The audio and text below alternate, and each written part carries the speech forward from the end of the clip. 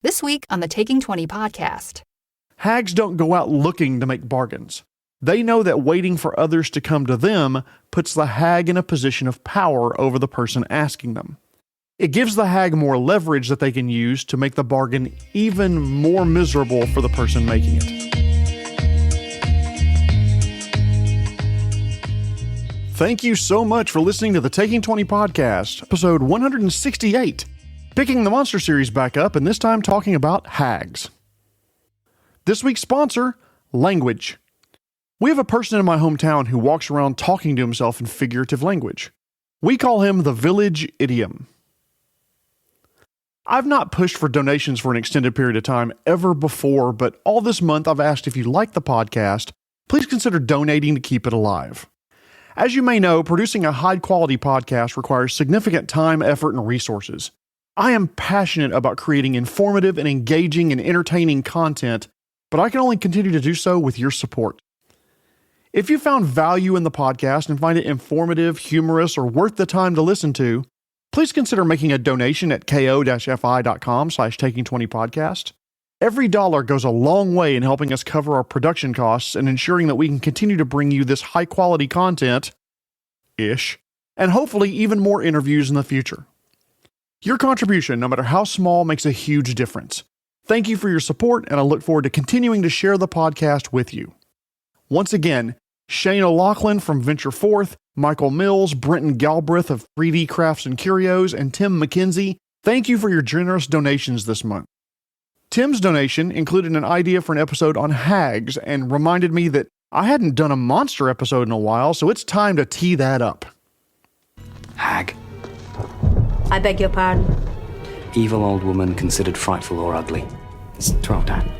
I love hags. Not literally, no. I like my mind, body, and soul the way they are now, thank you very much, and getting involved with a hag is just an express ticket to losing one or more of those. So let me correct my statement. I love hags in my role-playing games. They make for great antagonists for low to mid-level parties and can be played as unrelentingly evil or grossly misunderstood wherever along that slider you would like them to be. They make for great masterminds, tend to have a lot of moving parts and safety nets in case one of their ploys fails, and can be absolutely lethal in close combat. But what are they? What makes them tick? And how can GMs play them effectively? Keep your pants on. I'm getting to it. Hags are a type of fey monster found in Dungeons & Dragons and Pathfinder and other gaming systems. While there are differences between hags in all of these different systems, they have more in common with each other than differences. In those systems, for example, hags are fey creatures that live abnormally long lives, dwarfing even those of dragons and elves. Back in episode 148, I briefly discussed hags, and I talked about how the two fey courts, the Seelie and Unseelie courts, neither one of them really welcome hags. In Volo's Guide to Monsters, page 52, under the section called Hags, the Dark Sisterhood, the Seelie and Unseelie court appreciate and revere true beauty among the Fae, and hags are almost never found in either one of them. The Summer Queen and the Queen of Air and Darkness recognize that hags have valuable knowledge and impressive magic. They can't abide the stain that their hideousness would be on the beauty of their surroundings. Therefore, most hags are excluded from both courts. Wherever hags are found, they are typically depicted as older female creatures with a hideous appearance and powerful, dark, sinister magical abilities. They use these abilities to manipulate and deceive mortals. They likely have their real-world origins, by the way, in naturalistic beliefs dating back probably about as far as you want to go in human history. Imagine an ancient settlement with an older woman who lives at the edge of the wilderness who knows all sorts of obscure natural remedies, and that's probably where the idea of a magical hag originated. As Christianity spread, hags would inevitably become more and more demonized, giving rise to tales of grisly old demon witches with a taste for human flesh who make painful bargains for their healing arts. The truth on Earth probably was much more mundane than that. But the legends of hags appeared in Middle English as a shortened form of the word hagtessa, which was a term for witch. Stories about hags who steal and eat children, made bargains for souls, and other nefarious actions were likely propagated as stories to scare children into staying away from potentially dangerous areas. One of the most popular English hags was called Peg Powler, who lived in the River Tees, skin the color of pond scum. Children were warned that if they got too close to the water, she would pull them in with her long arms, drown them, and eat them. There were other hags in English mythology like Jenny Greenteeth, Nellie Longarms, and, of course, Baba Yaga. The hags in D&D were found as far back as the 1975 original D&D book called the Blackmore Supplement. The hag in that supplement was described as having the exact same powers as a dryad, but with one key difference. The hag was so ugly, she could kill you with a look. And reading that, I suddenly feel much better about myself. I may be ugly, but I'm not kill you to look at me ugly, despite what Crystal said to me 1,000 years ago at senior prom. As D&D evolved to basic D&D, advanced D&D, 2nd edition, 3rd edition, etc., the hag became a unique creature all its own with different stats from dryads and increasing variety as to the types and capabilities, close to what we see in current game systems like 5e and Pathfinder. As I mentioned earlier, there are some key differences, but they still are more alike than not. The first and most important fact about hags: yes, they are strong and quick and can use their claws to turn you into shredded beef, but they are also intelligent and have a very high charisma score despite their ugly appearance. Hags are more likely to choose to try to strike a bargain with you than enter into combat. From the hag's perspective, why kill a character when you can bargain from a position of power for something important to you? Whenever they do socially engage with a party, they are skilled negotiators and manipulators. They are flighty, dangerous, inscrutable, and willing to strike a bargain as long as they perceive they have an advantage. And with their intelligence, they more than likely will have the advantage. They're willing to provide information, safe passage, even trinkets and items they've picked up along the way, but they will always ask for something in return. That could be something that the party would expect, like a potion or magic item, but it's far more likely to be something that meets the ends of whatever plots the hag is hatching. Examples I've seen used in the past: a newborn child, the character's luck, credit to Critical Role for that idea, the character's name, meaning either the hag now has power over them or the character no longer remembers who they are, or my favorite to use, a favor to be redeemed in the future. Remember, a hag is cunning, deceitful, and intelligent. They may even seem helpful to the party at first, making them drop their guard and think, oh, the people in the village were just superstitious yokels. But when they do strike the bargain, they will enforce what they ask for in the most literal sense and in a way that is not good for the person they're bargaining with. Can you spare a moment of your time? Could mean that the hag takes control of the character for one round in a future fight. Or that moment where the character is sent into a nightmare realm that lasts a second in the real world, but 10 years in the character's mind. Asking for the character's firstborn may seem like the characters have gotten one over on the hag. I'm not even married and I'm not even planning on having kids. But what if the character has, say, fooled around in the past and has a child they didn't know about? A child that is undoubtedly important to someone, and when they're discovered missing, that someone could come seeking revenge. Or the adventurer retires and after years finds that special someone and either has or adopts a child until that fateful day when an ugly old woman knocks on the door, demanding what she's due. What they may ask for actually makes no sense at the moment. Why would she want to shave my beard? Sure, for safe passage through the forest, shave my beard, not worried about it. Not thinking that the hag could use the beard shavings to make a duplicate or simulacrum of the character later on when she needed that character, or a facsimile of them, for some reason. Another thing to think about hags. Hags don't go out looking to make bargains. They know that waiting for others to come to them puts the hag in a position of power over the person asking them. It gives the hag more leverage that they can use to make the bargain even more miserable for the person making it. And since hags are near immortal, they can afford to wait until the person is truly, truly desperate. Hags are powerful, but they tend to act like, frail old woman, why are you threatening old Bethany? I mean you no harm, sir. I'm just an old woman who lives at the edge of the wood. Don't be fooled. They may have powerful illusions to appear harmless, and some can even polymorph into other forms. Besides the Fey resistances they all have, They also have access to an array of very powerful spells depending on the type of hag that they are. Speaking of which, let's talk about the types of hags. In 5e, there are a myriad of different hags, like the 8-foot-tall anise hag that lives in mountains and hills, or the cold and winter-loving thin burr hag. I think it's burr. Could be beer or bleh. The dusk hag that feasts on dreams. The amphibious green hag who loves swamps and forests. The water-dwelling sea hag with their pale fish-like skin covered in scales and glassy dead eyes and hair like lank seaweed. More than anything, sea hags love destroying and defacing things that are beautiful. Or 5e also has the purple-skinned night hags that are fearsome, can change form, become ethereal, and haunt your dreams for as long as they want to. Pathfinder also has a wide variety of hags, but they have even more than 5e does. Besides the previously mentioned ones, there's also the blood hag that wears the skins of its previous victim and can take their form perfectly during the day, but can tear off the skin to take the form of a flying ball of fire. The red-skinned grave hag that can appear as a beautiful and innocent creature and prefers to lair in cemeteries and mausoleums. They're more commonly found in the nation of Geb on Galarian, where undead are allowed to live freely. Moon hags who know about the transition between living and death, and that's why some mortals seek them out, for that knowledge about what that transition is between those two states. These hags will use that desperation to sow misinformation and doubt to those who seek their aid.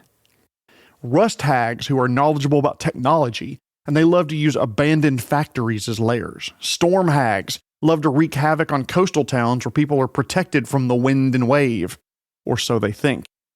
Winter hags, subtle monsters, entrapping humanoids in schemes that create mistrust and anger within a village before picking them off one or two at a time, which creates even more mistrust and isolation, and so on and so on. There are legends of small villages being wiped out entirely by winter hags. Pathfinder hags, by the way, the one piece of lore there that I wanted to make sure I included, it's said that these hags arise from fae who become too focused on their own selfishness. Now, going back to commonalities though, there are no known male hags that exist, and hags normally appear as an old, wizened female in their true form. They do enjoy their hideous appearance, by the way, and they actually do what they can to make themselves even uglier and scarier, dirtier and bloodier. They'll mess themselves up and rub mud on their clothing and stick leaves in their hair. They'll pick at the sores on their skins and make them bleed freely. Hags are vicious predators in multiple ways. They have been known to kidnap, kill, and eat humanoids. Yes, they're predators that way. But they also love to take advantage of humanoids when they're at their most desperate for assistance, preying on that desperation to make deals even more advantageous for the hag. Above all, hags seek knowledge. Volos says this best. They collect and remember secret knowledge that is often better lost and forgotten. So combining the last two facts, they have secret knowledge and take advantage of humanoids when they're desperate.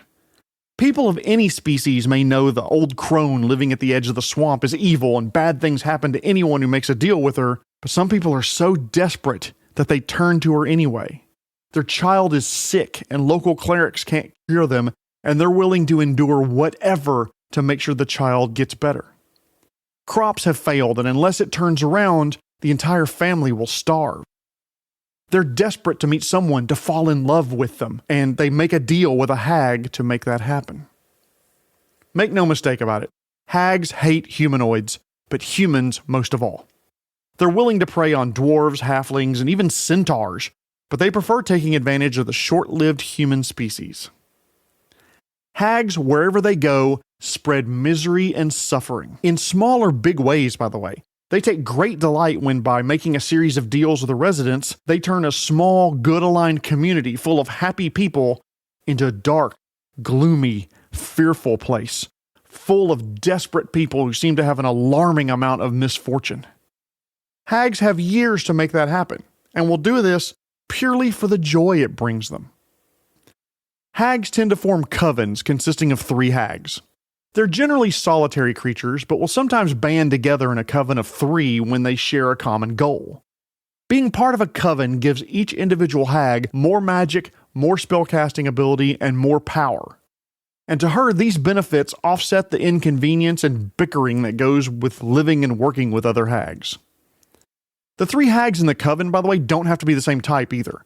It doesn't have to be 3 night hags. It could be a night hag, an anise hag, and a rust hag working together, each one using their strengths and areas of mastery to accomplish the coven's desired outcome. Hags in a coven will create hag eyes. They sometimes look like gems, but often look like a well-preserved humanoid eye on a pendant or attached to a chain. All members of the coven can look through the hag eye at any given time, and if the eye is destroyed, all members of the coven know about it instantly. There are also unconfirmed legends about hags that GMs can use in their games. Hags have been known to replace infants with their own children who are changelings. A good adventure idea would be the rumor that a number of the children in the town are different somehow, and the PCs are asked to get to the bottom of why. The 5e Monster Manual states that hags have daughters by consuming infants. There's an easy adventure design about finding the thing responsible for snatching babies from the neonatal unit at the local hospital. Come to find out, it's a nurse who is a hag, and the hags are trying to increase their number to carve out their own section of the world for themselves. GMs, if you want to have hags in your game, here are my tips for using them. 1. To low-level parties, hags are unbeatable monsters. At very high levels, hags are trivial contestants for the party. So hags are great antagonists for those mid-level parties that you may be running. 2. Hags make great NPCs at the edge of civilization, whether they are known to be hags or not. 3. If you're going to have a hag in your game, focus on designing the deals and bargains the hag will offer. You know what the players are going to ask for. You know what the players need. So be ready to make a deal that seems advantageous to the players, but might have a ton of loopholes. Because hags will use any and every loophole of a deal. They will give you what you literally asked for example, even if it's not what you wanted. Hags will also use dirty tricks to make it difficult or maybe even impossible for the PCs to meet their end of the bargain. Suppose you ask the PCs for a certain ingredient like death cap mushroom stems to be delivered back to her by the full moon. The PCs had to travel to a cave outside of town 100 miles away to find enough of these mushrooms. To make it back, they need to rent a carriage, but it just so happens that there are none available. Or bandits are rampaging along the roads, or the local fauna have been knocking down trees close to the bridges. Or maybe the person who is supposed to deliver some of the stems to the PCs to make sure they had enough dies in a very unexpected and unlikely way. They were robbed and murdered in a back alley. They were kicked in the head by a runaway donkey. They were hit by a bus on a bridge where buses don't even go. So it's okay. You were late getting old Twig Shifter her mushrooms. That's fine. No, that's fine. We can make a new bargain. And it turns out to be so much worse than what you had last time. 4. Hag homes are cluttered collections of magical and mundane items, from the most mundane wood carvings to powerful artifacts. They tend to collect anything that catches their eye, and mortals that bring an offering that is especially rare or interesting to the hag have a better chance of getting a fair deal. Well, okay, a fairer deal. Okay, the bad stuff that will definitely happen as part of making a deal with a hag maybe won't be as bad. 5. For inspiration about hags in your game, think about the old woman who tempted Hansel and Gretel with Candy House, Ursula from The Little Mermaid, the 3 witches from Macbeth, the 3 witches from Clash of the Titans, the Wicked Witch of the West and the Wizard of Oz, and Miri from Game of Thrones. Finally, I want to give a huge thank you to Keith Amon, who has written a number of great articles on hags and hag tactics for the 5e game system. Search for The Monsters Know What They're Doing to find his amazing blog over at themonstersknow.com. I'll put a link in the resources. Hag lore and tactics are extremely deep wells, and I tried to capture some of the most important tips in this episode, but I can definitely see revisiting this monster in the future. Hags are crafty, intelligent, hoarding monsters that take great joy in seeing others suffer, especially when they were dumb enough to willingly enter into a bargain with a hag. Hags live alone in remote homes or natural features like caves or hollowed-out trees, where they collect rare and dangerous knowledge to be traded at the right moment. If your PCs are stuck for what to do next, consider adding a rumor of an old woman who lives at the edge of the village of Barrowfield who can do amazing things for a price. Let the PCs make a bargain and find creative ways for that hag to get out of the deal or twist it on the PCs, and I bet you and your players would have fun doing it. Tim, I hope this is an interesting discussion on hags, and thank you again for your generous donation and for the topic idea. Do you have a topic idea for the podcast? If so, reach out to me on social media or send me your idea to feedback@taking20podcast.com. Tune in next week when I'm going to talk about social skills like diplomacy and intimidation and how they should not be used to affect player agency. I also want to thank this week's sponsor, Language. In high school, I entered an essay contest that was held outdoors. It was an intense competition. This has been episode 168, all about hags. My name is Jeremy Shelley, and I hope that your next game is your best game. The Taking 20 podcast is a Publishing Cube media production. Copyright 2023. References to game system content are copyright their respective publishers.